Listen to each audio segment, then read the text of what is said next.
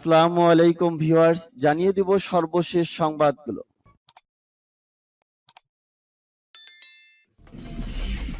সংবাদের শুরুতেই জানিয়ে দিব সংবাদ শিরোনাম। পরমাণু স্থাপনাগুলোতে অস্ত্রের মজুদ গড়ে তুলেছে ইউক্রেন, দাবি রাশিয়ার। এবার সুইডেনকে ন্যাটোর অনুমোদন না দেওয়ার ঘোষণা ক্ষুব্ধ এরদোগানের। ইরানের উপর যুক্তরাষ্ট্র, যুক্তরাজ্য ও ইইউ নতুন নিষেধাজ্ঞা। চীন ও দক্ষিণ আফ্রিকার নৌবাহিনীর মহড়া, যোগ দিচ্ছে রুশ রণতরী। এবং জানিয়ে দেব সর্বশেষ শিরোনাম। ভূখণ্ড পুনরুদ্ধারে কয়েকশো ট্যাঙ্ক প্রয়োজন, বললেন ইউক্রেন। এতক্ষণ শুনছিলেন সংবাদ শিরোনাম, এখন শুনবেন সংবাদের বিস্তারিত। তো বন্ধুদের কাছে রিকোয়েস্ট রইল, এই ভিডিওতে একটা লাইক দিবেন, আর ভালো লাগলে অবশ্যই বন্ধুদের মাঝে শেয়ার করে দিবেন। পরমাণু স্থাপনাগুলোতে অস্ত্রের মজুদ গড়ে তুলেছে ইউক্রেন, দাবি রাশিয়ার। ইউক্রেন সরকার পশ্চিমাদের দেওয়া সমরাস্ত্রের মজুদ সংরক্ষণে দেশটির সবগুলো পরমাণু স্থাপনা কাজে লাগাচ্ছে বলে অভিযোগ করেছে রাশিয়া। মঙ্গলবার রুশ গোয়েন্দা সংস্থা এসবিআর এক প্রতিবেদনের বরাত দিয়ে এ তথ্য জানিয়েছে বার্তা সংস্থা রয়টার্স। প্রতিবেদনে বলা হয়েছে, ইউক্রেন তার পরমাণু স্থাপনাগুলোতে পশ্চিমা দেশগুলোর দেওয়া সমরাস্ত্র ও গোলাবারুদ মজুদ করেছে।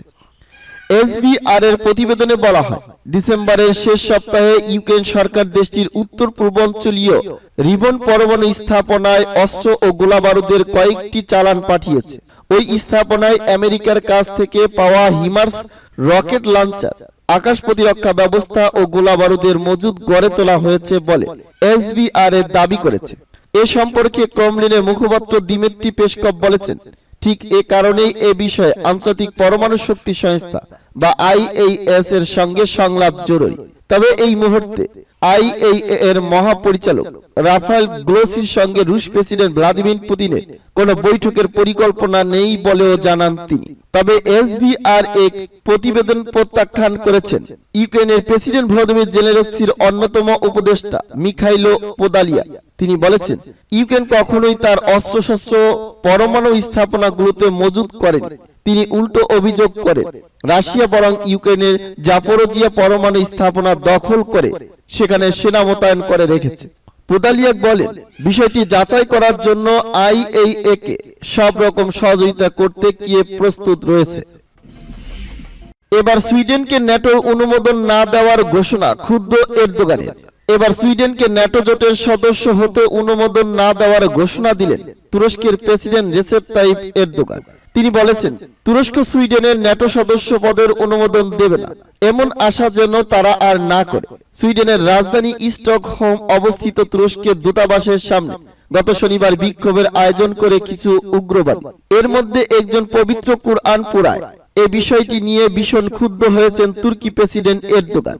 সোমবার মন্ত্রিসভার বৈঠকে এরদোগান বলেছেন, ন্যাটোর জন্য সুইডেন যেন আমাদের সমর্থন প্রত্যাশা না করে।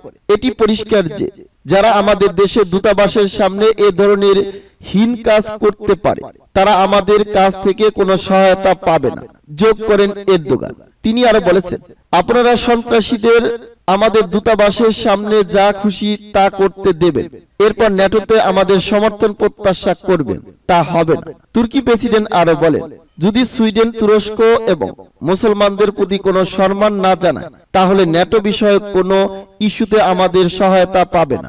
পবিত্র কুরআন পোড়ানোর প্রায় 2 সপ্তাহ আগে তুরস্কের দূতাবাসের সামনে এরদোগানের কুশপিত্তলিকা দাহ করে কিছু কুর্দি বিক্ষোভকারী। উল্লেখ্য, রাশিয়া গত বছর ইউক্রেনে হামলা করার পর সামরিক জোট ন্যাটোতে যোগ দিতে আবেদন করে ফিনল্যান্ড এবং সুইডেন। তুরস্ক যেহেতু ন্যাটোর সদস্য, তাই এই জোটে ফিনল্যান্ড সুইডেনকে যোগ দিতে অবশ্যই তুরস্কের অনুমোদন লাগবে। ইরানের উপর যুক্তরাষ্ট্র, যুক্তরাজ্য ও ইইউ নতুন নিষেধাজ্ঞা। ইরানের উপর নতুন করে নিষেধাজ্ঞা আরোপ করেছেন যুক্তরাষ্ট্র, যুক্তরাজ্য ও ইউরোপীয় ইউনিয়ন। সোমবার ইরানের সরকার বিরোধী বিক্ষোভে নিরাপত্তা বাহিনীর তীব্র দমন পীড়নের প্রতিক্রিয়ায় এ নিষেধাজ্ঞা আরোপ করে যুক্তরাষ্ট্র, যুক্তরাজ্য ও ইউরোপীয় ইউনিয়ন। যুক্তরাষ্ট্রের এসব নিষেধাজ্ঞার লক্ষ্য ছিল ইরানের প্রভাবশালী বিপ্লবী রক্ষী বাহিনী বা আইআরজিসি ও বিক্ষোভ দমনের দায়িত্বে থাকা শীর্ষ কর্মকর্তারা। তারা নিষেধাজ্ঞা দিয়েছে আইআরজিসি কোঅপারেটিভ ফাউন্ডেশন ও এর পরিচালক পর্ষদের 5 সদস্যের উপর। ইরানের গোয়েন্দা ও নিরাপত্তা বিষয়ক উপমন্ত্রী নাসের রাশিদি এবং আইআরজিসির 4 ঊর্ধ্বতন কর্মকর্তারা তাদের কালো তালিকায় ঢুকেছে।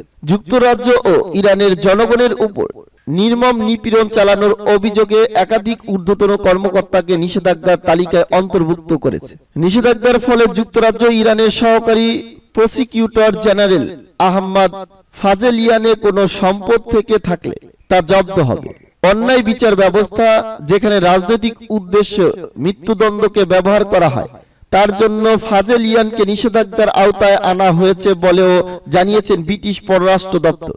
সোমবার যুক্তরাজ্য তাদের উপর নিষেধাজ্ঞা দিয়েছে। তাদের মধ্যে আরও আছে ইরানের স্থলবাহিনীগুলোর commander Kioumars Heydari, IRGC deputy commander Hossein Nejad, Basij প্রতিরোধ বাহিনী এবং এর ডেপুটি কমান্ডার সালার আপনুত, বাসিদ মিলিটারির সঙ্গে সংশ্লিষ্ট বাসিদ কোঅপারেটিভ ফাউন্ডেশন এবং ইরানের আইন প্রয়োগকারী বাহিনীর ডেপুটি কমান্ডার কাসেম রেজারি নাম এই তালিকায় ঢুকেছে। সম্প্রতি ইরানের বিক্ষোভকারীদের উপর বর্বর নিপীড়ন চালানো এবং অন্যায় মানবাধিকার লঙ্ঘনের দায় দিয়ে বিপ্লবী রক্ষী বাহিনীর কিছু ইউনিট সহ 30 এর বেশি ইরানি কর্মকর্তা ও প্রতিষ্ঠানের উপর নিষেধাজ্ঞা দিয়েছে ইউরোপীয় ইউনিয়ন। ইইউর নতুন নিষেধাজ্ঞা 18 ব্যক্তি ও 19 প্রতিষ্ঠানের পড়েছে। নিষেধাজ্ঞার আওতায় পড়া কর্মকর্তারা ইইউতে যেতে পারবেন না। ইইউতে থাকা তাদের সম্পদও জব্দ হতে পারে।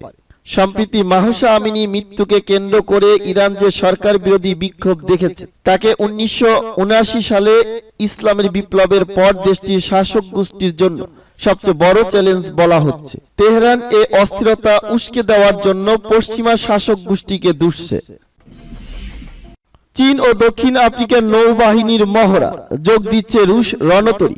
রাশিয়ার হাইপারসোনিক ক্রুজ অস্ত্রসজ্জিত একটি রণতরী চীন ও দক্ষিণ আফ্রিকার নৌবাহিনীর সাথে মহড়ায় যোগ দেবে। আগামী ফেব্রুয়ারিতে এই মহড়া অনুষ্ঠিত হবে। রাশিয়ার রাষ্ট্রীয় মালিকানাধীন সংবাদ সংস্থা টাস জানিয়েছে, মহড়ায় admiral of the fleet of the Soviet Union Gorshkov এই মহড়ায় অংশ নেবে। এই ফ্রি গেটে জিরকন ক্ষেপণাস্ত্র মোতায়েন রয়েছে। এই ক্ষেপণাস্ত্র শব্দের চেয়ে 9 গুণ বেশি গতিতে ছুটতে পারে এবং 1000 কিলোমিটারের বেশি দূরত্বে আঘাত হানতে পারে। রাশিয়ার হাইপারসোনিক অস্ত্র ভান্ডারে জিরকন হলো প্রধান হাতিয়ার। টাস জানায়, অ্যাডমিরাল গ্রোসকপ প্রথমে সিরিয়ার টার্টাস পর্যন্ত যাবে, তারপর চীন ও দক্ষিণ আফ্রিকার নৌবাহিনীর সাথে যৌথ মহড়ায় অংশ নেবে। ভূখণ্ড পুনরুদ্ধারে কয়েকশো ট্যাঙ্ক প্রয়োজন বললেন ইউক্রেন। রুশ দখলদারিত্ব থেকে ভূখণ্ড পুনরুদ্ধারে পশ্চিমা মিত্রদের কাছ থেকে কয়েকশো ট্যাঙ্ক প্রয়োজন ইউক্রেন। মেসেজিং অ্যাপে টেলিগ্রামে দেওয়া পোস্টে এমন মন্তব্য করেছেন ইউক্রেনের প্রেসিডেন্ট ভ্লাদিমির জেলেনস্কির chief of staff Andriy Yermak. এক প্রতিবেদনে এ খবর জানিয়েছে কাতার ভিত্তিক সংবাদ মাধ্যম আল জাজিরা। তিনি বলেন, তার দেশের লক্ষ্য হলো 1991 সালের সীমান্ত পুনরুদ্ধার করা। শত্রুদের তাদের অপরাধের জন্য মূল্য দিতে হবে। ইউক্রেনের সীমানা বলতে 1991 সালে সোভিয়েত ইউনিয়ন পতনের পর দেশটিতে যে ভূখণ্ড ছিল সেটির প্রতি ইঙ্গিত করেছেন তিনি।